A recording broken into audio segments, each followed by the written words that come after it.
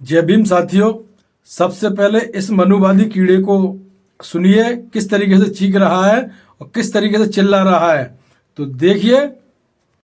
1 तारीख को आह्वान किया गया था चंदू के द्वारा कि मैं ग्वालियर में आ रहा हूं एक्सेप्ट किया और एनएसए की कार्रवाई करवाने के लिए हम सुबह से ही कल रात 12 बजे से ही हमारे लोग चंबल के धौलपुर के पुल पर तैनात थे भैया चंदू का स्वागत करने के लिए।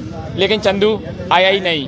चंदू क्यों नहीं आया ये पूरा भारतवर्ष जान रहा है। झंडे बरसाए जाएंगे कि सर पे जितने बाल नहीं हमारे होंगे। लोग अभी भी और हम भी अगर आवश्यकता पड़ती तो चंबल के पुल पर जाते। हमारी टीम बानर सेना हमारे रणबांकुरे चंबल के पुल पर हैं, इंतजार कर रहे हैं, प्रतीक्षा में हैं। जय जय श्री राम, जय श्री राम। जय भीम। सम्मानित साथियों, आपने देखा ये एक मनुवादी कीड़ा है जो किस तरीके से चीख रहा था, चिल्ला रहा था कि ग्वालियर में हम ये कर देंगे, हम वो कर देंगे, हम फलाना कर देंगे। ये लोग क्या सोचते हैं, क्या सोचते हैं कि हमारे दलित भाई इतने कमज़ोर हैं, हमारे बहुजन समाज के लोग इतने कमज़ोर हैं कि ऐसे मनुवादी कीड़ों की भभकियों से डर जाएंगे। क्या ऐसे मनुवादी जो कीड़े भौंकते हैं आए दिन, क्या ऐसे मनुवादियों का इलाज नहीं कर पाएंगे?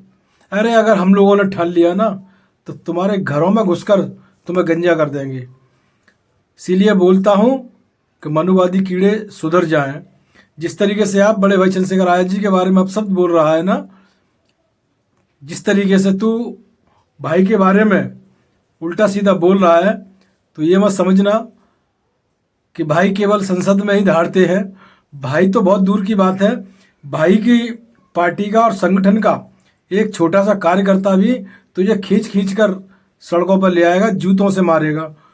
तो इसीलिए समझ लेना कि भाई के तरफ आँख उठाने से पहले 1000 बार सोचना होगा, क्योंकि भाई हम दलित समाज के लोगों की जान है, दलित समाज के लोगों की शान है।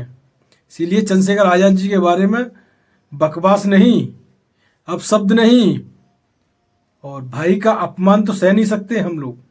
हमारे परिवार में आपसी में तमाम चीज़ें होती रहे, हम आपस में लड़ते रहे, लेकिन किसी बाहर वाले के लिए समझ लो झेल नहीं पाओगे। इसीलिए बार बार कहता हूँ इन मनुवादी कीड़ों से कि सुधर जाओ। जिस तरीके से तुम आए दिन बाबा साहब का अपमान करते हो, बाबा साहब की तस्वीरें जलाने का काम करते हो, बाबा साहब की प्रतिमाओं को तोड़ने का काम करते हो, अगर जिस दिन इस दलित समाज ने, इस बहुजन समाज ने अगर पेशाब भी कर दी ना तो बाढ़ आ जाएगी। आप लोगों को धरती कम पड़ जाएगी भगने के लिए। अगर बहुजन समाज के लोगों ने, दलित समाज के लोगों ने ठान लिया ना तो उस समय आपको हिंदुस्तान की धरती कम पड़ेगी। क्योंकि हम बाबा साहब को मानते हैं, संविधान को मानते हैं। बाबा साहब हमारे मसीहा थे जिन्होंने संविधान लिखा था, इसीलिए संविधान के मानने वाले हैं, संविधान का सम्मान करते हैं, कानून हाथ में नहीं लेते हैं, क्योंकि कानून हमारे बाप ने लिखा था। सबसे बड़ी बात यह है। और जिस दिन कानून हाथ में ले लेंगे तो भगने को धरती छोटी पड़ जाएगी। इसीलिए अभी भी समय है, सुधर जाओ और तमीज से बात करो हमारे नेताओं से, चाहे भाई चंद्रशेखर आजाद जी हो, चाहे हमारी माननीय बहन जी हों। हमारे लिए दोनों ही नेता सर्वोपरि हैं। तो इसीलिए भाई के बारे में अब शब्द नहीं।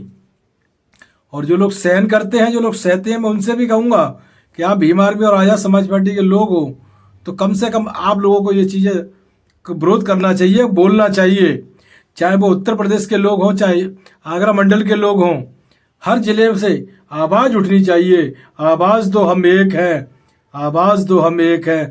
तो जग जाओ मेरे बहुजन समाज के वीरों, मेरे जाटव समाज के वीरों, दहाड़ दो पूरी ताकत से इन मनुवादियों की छाती में नीला झंडा। तो बात को यही समाप्त करता हूँ। जय भीम, जय संविधान। वीडियो को लाइक कर देना, वीडियो पर कमेंट और प्यारा सा शेयर कर देना। जय भीम।